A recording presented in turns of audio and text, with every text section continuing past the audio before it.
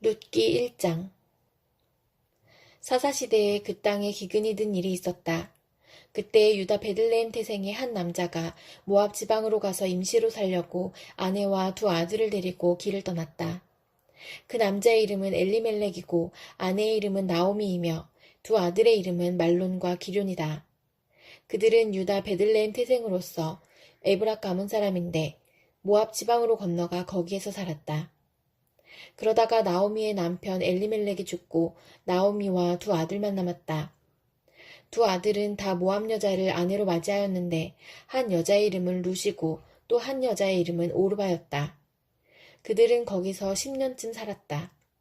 그러다가 아들 말론과 기럐이 죽으니 나오미는 남편에 이어 두 아들마저 잃고 홀로 남았다. 모압 지방에서 사는 동안에 나오미는 주님께서 백성을 돌보셔서 고향에 풍년이 들게 하셨다는 말을 듣고 두 며느리와 함께 모압 지방을 떠날 채비를 차렸다. 나오미가 살던 곳을 떠날 때에 두 며느리도 함께 떠났다. 그들은 유다 땅으로 돌아가려고 길을 나섰다. 길을 가다가 나오미가 두 며느리에게 말하였다. 너희는 제각기 친정으로 돌아가거라. 너희가 죽은 너희의 남편들과 나를 한결같이 사랑하여 주었으니 주님께서도 너희에게 그렇게 해주시기를 빈다. 너희가 각각 새 남편을 만나 행복한 가정을 이루도록 주님께서 돌봐주시기를 바란다. 나오미가 작별하려고 그들에게 입을 맞추니 며느리들이 큰 소리로 울면서 말하였다. 아닙니다. 우리도 어머님과 함께 어머님의 결례에게로 돌아가겠습니다. 그러나 나오미는 말렸다. 돌아가다오 내 딸들아. 어찌하여 나와 함께 가려고 하느냐. 아직 내 뱃속에 아들들이 들어있어서 그것들이 너희 남편이라도 될 수 있다는 말이냐. 돌아가다오 내 딸들아. 제발 돌아가거라. 재혼을 하기에는 내가 너무 늙었다. 설령 나에게 어떤 희망이 있다거나 오늘 밤 내가 남편을 맞아들여 아들들을 낳게 된다거나 하더라도 너희가 그것들이 클 때까지 기다릴 셈이냐. 그때까지 재혼도 하지 않고 홀로들 지내겠다는 말이냐. 아서라 내 딸들아. 너희들 처지를 생각하니 내 마음이 너무나 괴롭구나. 주님께서 손으로 나를 치신 것이 분명하다. 그들은 다시 한번 큰 소리로 울었다. 마침내 오르바는 시어머니에게 입맞추면서 작별 인사를 드리고 떠났다. 그러나 룻은 오히려 시어머니 곁에 더 달라붙었다. 그러자 나오미가 다시 타일렀다. 보아라, 내 동서는 저의 결례와 신에게로 돌아갔다. 너도 내 동서의 뒤를 따라 돌아가거라. 그러자 룻이 대답하였다. 나더러 어머님 곁을 떠나라거나 어머님을 뒤따르지 말고 돌아가라고는 강요하지 마십시오. 어머님이 가시는 곳에 나도 가고 어머님이 머무르시는 곳에 나도 머무르겠습니다. 어머님의 결례가 내 결례이고 어머님의 하나님이 내 하나님입니다. 어머님이 숨을 거두시는 곳에서 나도 죽고 그곳에 나도 묻히겠습니다. 죽음이 어머님과 나를 떼어놓기 전에 내가 어머님을 떠난다면 주님께서 나에게 벌을 내리시고 또 더 내리신다 하여도 달게 받겠습니다. 나오미는 룻이 자기와 함께 가기로 굳게 마음먹은 것을 보고 더 이상 말리지 않았다. 그 두 사람은 길을 떠나서 베들레헴에 이르렀다. 그들이 베들레헴에 이르니 온 마을이 떠들썩하였다. 아낙네들이 이게 정말 나오미인가? 하고 말하였다. 나오미가 그들에게 대답하였다. 나를 나오미라고 부르지들 마십시오. 전능하신 분께서 나를 몹시도 괴롭게 하셨으니 이제는 나를 마라라고 부르십시오. 나는 가득 찬 채로 이곳을 떠났습니다. 그러나 주님께서는 나를 텅 비어서 돌아오게 하셨습니다. 주님께서 나를 치시고 전능하신 분께서 나를 불행하게 하셨는데 이제 나를 나오미라고 부를 까닭이 어디에 있겠습니까? 이렇게 하여 나오미는 모압 여인인 며느리 룻과 함께 모압 지방에서 돌아왔다. 그들이 베들레헴에 이르렀을 때는 보리를 거두기 시작할 무렵이었다. 사도행전 26장. 아그리빠 왕이 바울에게 말하였다. 할 말이 있으면 해도 된다. 바울이 손을 뻗치고 변호하기 시작하였다.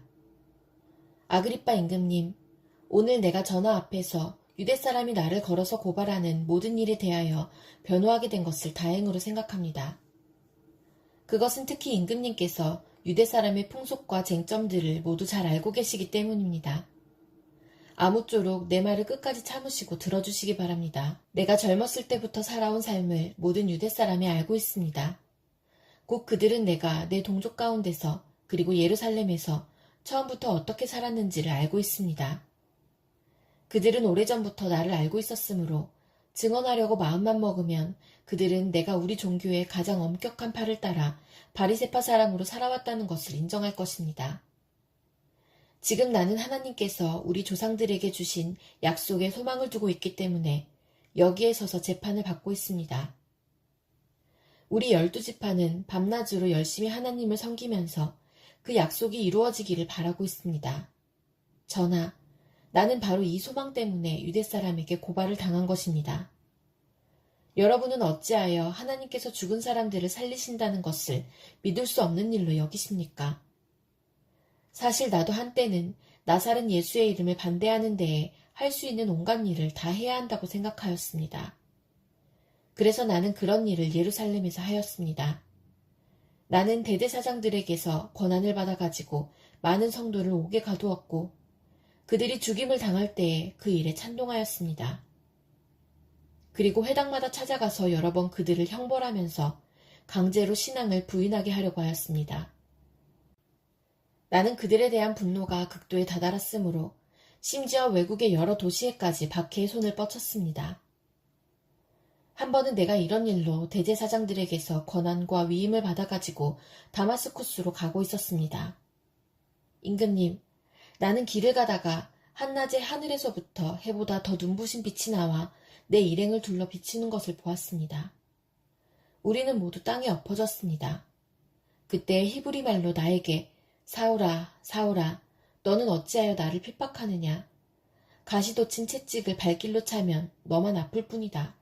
하고 말하는 음성을 들었습니다. 그래서 내가 주님 누구십니까? 하고 물었더니 주님께서 나는 내가 핍박하는 예수이다. 자, 일어나서 발을 딛고 서라. 내가 내게 나타난 목적은 너를 일꾼으로 삼아서 내가 나를 본 것과 내가 장차 내게 보여줄 일에 증인이 되게 하려는 것이다. 나는 이 백성과 이방 사람들 가운데서 너를 건져내어 이방 사람들에게로 보낸다. 이것은 그들의 눈을 열어주어서 그들이 어둠에서 빛으로 돌아서고 사탄의 세력에서 하나님께로 돌아오게 하며 또 그들이 죄사함을 받아서 나에 대한 믿음으로 거룩하게 된 사람들 가운데 들게 하려는 것이다. 하고 말씀하셨습니다. 그러므로 아그리빠 임금님, 나는 하늘로부터 받은 환상을 거역하지 않고 먼저 다마스쿠스와 예루살렘에 있는 사람들에게, 다음으로 온 유대지방 사람들에게, 나아가서는 이방 사람들에게 회개하고 하나님께로 돌아와서 회개에 합당한 일을 하라고 전하였습니다. 이런 일들 때문에 유대 사람들이 성전에서 나를 붙잡아서 죽이려고 하였습니다. 그러나 내가 이날까지 하나님의 도우심을 받아서 낮은 사람에게나 높은 사람에게나 이렇게 서서 증언하고 있는데 예언자들과 모세가 장차 그렇게 되리라고 한 것밖에는 말한 것이 없습니다. 그것은 곧 그리스도는 고난을 당하셔야 한다는 것과 그는 죽은 사람들 가운데서 가장 먼저 부활하신 분이 되셔서 이스라엘 백성과 이방 사람들에게 빛을 선포하시리라는 것입니다. 바울이 이렇게 변호하니 베스도가 큰 소리로 바울아, 내가 미쳤구나. 내 많은 학문이 너를 미치게 하였구나. 하고 말하였다. 그때에 바울이 대답하였다. 베스도 총독님, 나는 미치지 않았습니다. 나는 맑은 정신으로 참말을 하고 있습니다. 임금님께서는 이 일을 잘 알고 계시므로 내가 임금님께 거리낌 없이 말씀드리고 있는 것입니다. 이것은 어느 한 구석에서 일어난 일이 아니므로 임금님께서는 그 어느 사실 하나라도 모르실 리가 없다고 생각합니다. 아그리빠 임금님, 예언자들을 믿으십니까? 믿으시는 줄 압니다. 그러자 아그리빠 왕이 바울에게 말하였다. 그대가 짧은 말로 나를 설복해서 그리스도인이 되게 하려고 하는가? 바울이 대답하였다. 짧거나 길거나 간에 나는 임금님뿐만 아니라 오늘 내 말을 듣고 있는 모든 사람이 이렇게 결박을 당한 것 외에는 꼭 나와 같이 되기를 하나님께 빕니다. 왕과 총독과 번이게 및 그들과 함께 앉아있는 사람들이 다 일어났다. 그들은 물러가서 서로 말하였다. 그 사람은 사형을 당하거나 갇힐 만한 일을 한 것이 하나도 없소. 그때에 아그리빠 왕이 베스토에게 말하였다. 그 사람이 황제에게 상소하지 않았으면 석방될 수 있었을 것이요. 예레미야 36장. 요시야의 아들 여호야김이 유다왕이 된 지 4년째 되는 해에 주님께서 예레미야에게 말씀하셨다. 너는 두루마리를 구해다가 내가 너에게 말한 날로부터 곧 요시야의 시대부터 이날까지 내가 이스라엘과 유다와 세계 만민을 두고 너에게 말한 모든 말을 그 두루마리에 기록하여라. 내가 유다 백성에게 내리기로 작정한 모든 재앙을 그들이 듣고 혹시 저마다 자신의 악한 길에서 돌아선다면 나도 그들의 허물과 죄를 용서하여 주겠다. 그래서 예레미야가 네리야의 아들 바룩을 불렀다. 바룩은 예레미야가 불러주는 대로 주님께서 그에게 하신 모든 말씀을 두루마리에 기록하였다. 그런 다음에 예레미야가 바룩에게 이렇게 지시하였다.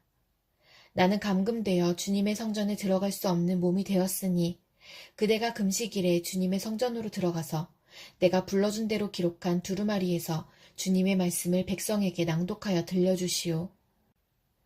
유다의 여러 성읍에서 온 모든 사람에게 그 말씀을 낭독하여 들려주시오.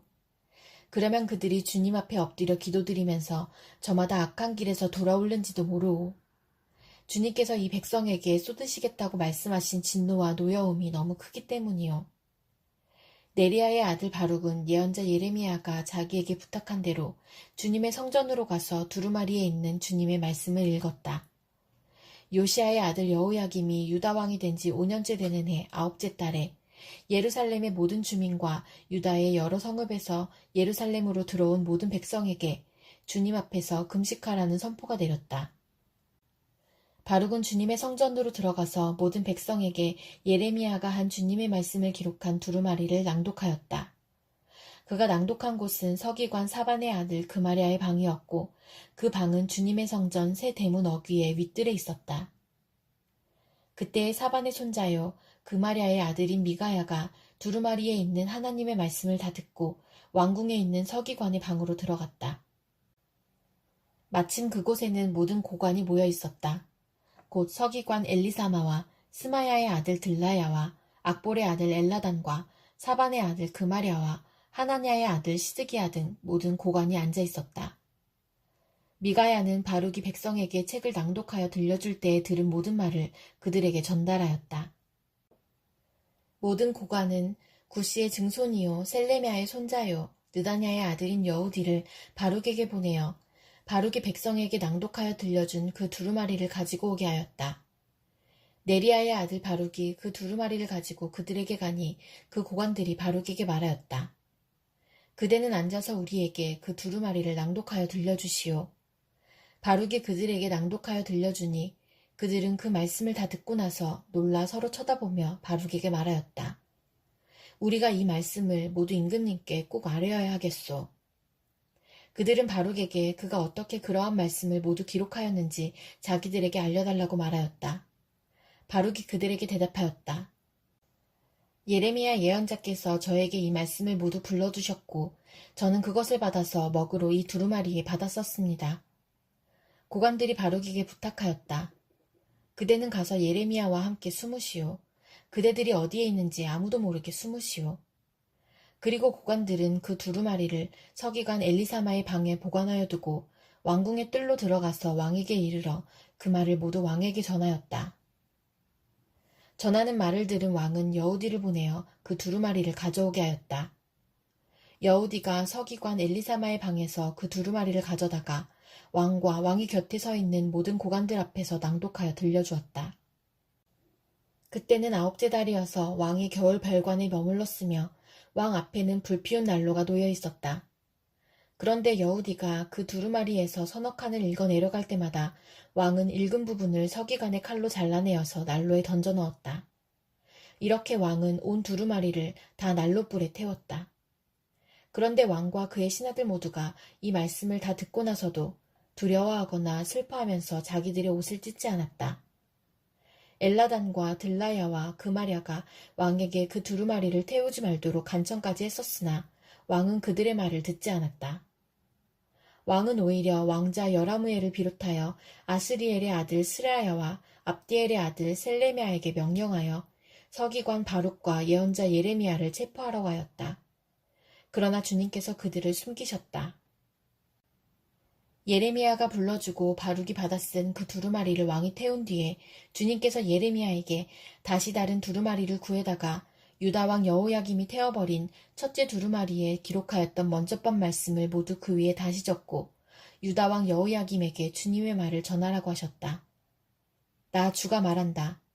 너는 예레미야에게 왜 두루마리에다가 바빌로니아 왕이 틀림없이 와서 이 땅을 멸망시키고 사람과 짐승을 이 땅에서 멸절시킬 것이라고 기록하였느냐 하고 묻고는 그 두루마리를 태워버렸다.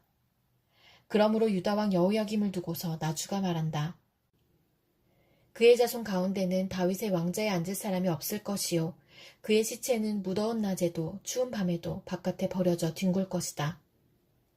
나는 이렇게 여호야김과 그의 자손에게만이 아니라 그의 신하들에게도 그들이 저지른 죄를 벌하겠다.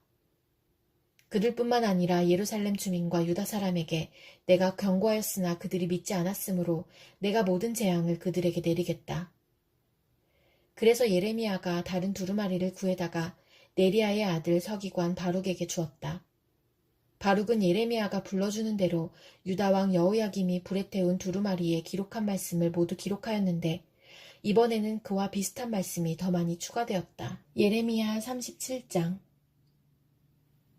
바빌로니아 왕 느부갓네살은 여호야김의 아들 고니야를 대신하여 요시야의 아들 시드기야를 유다 땅의 왕으로 앉혔다. 그런데 왕이나 그의 신하들이나 그 땅의 백성이나 할 것 없이 모두가 주님께서 예언자 예레미야를 보내셔서 전한 말씀에 순종하지 않았다. 그때의 시드기야 왕이 셀레미야의 아들 여호갈과 마아세야의 아들 제사장 스바냐를 예언자 예레미야에게 보내어서 자기들을 도와 그들의 주 하나님께 기도를 드려달라고 청하였다. 그때는 예레미야가 아직 감옥에 갇히지 않았기 때문에 그 백성 사이에서 자유롭게 활동하던 때였으며 바로의 군대가 이미 이집트에서 출동했고 예루살렘을 포위했던 바빌로니아 군인들은 그 소식을 듣고 예루살렘에서 퇴각한 때였다. 그때 주님께서 예언자 예레미야에게 이렇게 말씀하셨다. 나 주 이스라엘의 하나님이 말한다. 너희를 보내어 나에게 물어보도록 한 유다 왕에게 너희는 이렇게 전하여라. 너희를 도우려고 출동한 바로의 군대는 제 나라 이집트로 돌아갈 것이다. 그러나 바빌로니아 군대는 다시 와서 이 도성을 공격하여 점령하고 불질러 버릴 것이다. 나 주가 말한다. 너희는 바빌로니아 군대가 틀림없이 너희에게서 떠나갈 것이라고 생각함으로써 너희 자신을 속이지 말아라. 그들은 절대로 철수하지 않을 것이다. 너희를 공격하는 바빌로니아 군대 전체를 너희가 물리쳐서 오직 부상병들만 남긴다 하여도 그들은 각자의 장막에서 떨치고 일어나 나와서 이 도성을 불질러 버릴 것이다. 바빌로니아 군대가 바로의 군대 때문에 예루살렘에서 철수하였을 때에 예레미야는 집안의 상속 재산을 물려받을 일이 있어서 예루살렘을 떠나 베냐민 땅으로 가려고 길을 떠났다. 그가 베냐민 문에 이르렀을 때에 그곳에 한 수문장이 있었는데 그는 하나냐의 손자이며 셀레미야의 아들로서 이리야라고 하는 사람이었다. 그가 예언자 예레미야를 붙들고 말하였다. 당신은 지금 바빌로니아 군인들에게 투항하러 가고 있소. 이 말을 듣고 예레미야가 그렇지 않소. 나는 바빌로니아 진영으로 투항하러 가는 사람이 아니오 하고 해명하였으나 이리야는 그 말을 듣지 않고 예레미야를 체포하여 고관들에게로 데려갔다. 고관들은 예레미야에게 화를 내며 그를 때린 다음에 서기관 요나단의 관저에 있는 구치소에 예레미야를 감금시켰다. 그때에는 그 집이 감옥으로 사용되었기 때문이다. 그곳에는 지하 감옥이 있었는데 예레미야는 거기에 들어가서 오랫동안 갇혀 있었다. 하루는 시드기야 왕이 사람을 보내어 예레미야를 왕궁으로 데려와서 그에게 은밀히 물어보았다. 주님께서 무슨 말씀을 하신 것이 없습니까? 그때 예레미야가 대답하였다. 있습니다. 예레미야가 계속해서 말하였다. 임금님께서는 바빌로니아 왕의 손아귀에 들어가실 것입니다. 예레미야는 시드기야 왕에게 호소하였다. 제가 임금님이나 임금님의 신하들에게나 이 백성에게 무슨 죄를 지었다고 저를 감옥에 가두어 두십니까? 바빌로니아 왕이 우리나라를 치러 오지 않을 것이라고 임금님께 예언하던 임금님의 예언자들은 지금 어디에 있습니까? 그러니 이제 부디 저의 소원을 들어주시기 바랍니다. 높으신 임금님, 부디 저의 간구를 받아주셔서 저를 다시 서기관 요나단의 집으로 돌려보내지 말아주십시오. 거기에 가면 살아나올 수 없습니다. 시드기야 왕은 사람들에게 명령을 내려 예레미야를 근위대 뜰에 가두고 그 도성에서 양식이 모두 떨어질 때까지 빵 만드는 사람들의 거리에서 빵을 매일 한 덩이씩 가져다가 예레미야에게 주게 하였다. 이렇게 해서 예레미야는 근위대 뜰 안에서 지내게 되었다. 시편 9편. 주님, 나의 마음을 다 바쳐서 감사를 드립니다.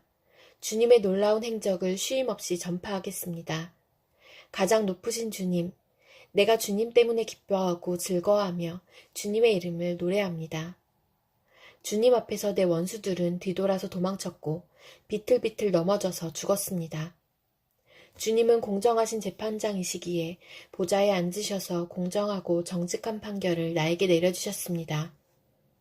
주님께서 이방 나라들을 문책하시고 악인들을 멸하시며 그들의 이름을 영원히 지워버리셨습니다.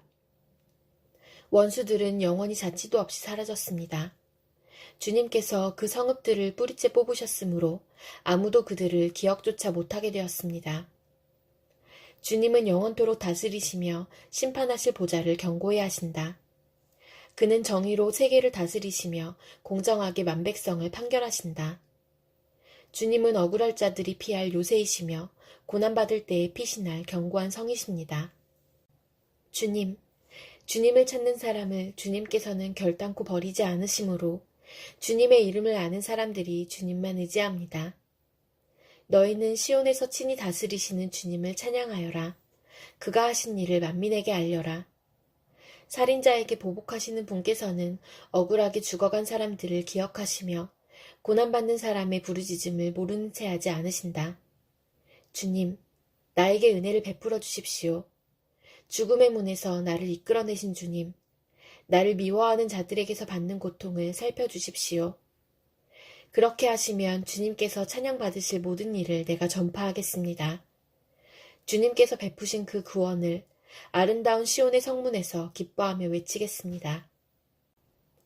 저 이방 나라들은 자기가 판 함정에 스스로 빠지고 자기가 몰래 쳐놓은 덫에 자기 발이 먼저 걸리는구나. 주님은 공정한 심판으로 그 모습 드러내시고 악한 사람은 자기가 꾀한 일에 스스로 걸려드는구나. 악인들이 갈 곳은 스올, 하나님을 거역한 문 나라들이 갈 곳도 그곳뿐이다. 그러나 가난한 사람이 끝까지 잊혀지는 일은 없으며 억눌린 자의 꿈도 결코 헛되지 않을 것이다. 주님, 일어나십시오. 사람이 주님께 맞서지 못하게 하십시오. 주님께서 저 이방 나라들을 심판하십시오. 주님, 그들을 두려움에 떨게 하시며 자신들이 한낱 사람에 지나지 않음을 스스로 알게 하여 주십시오.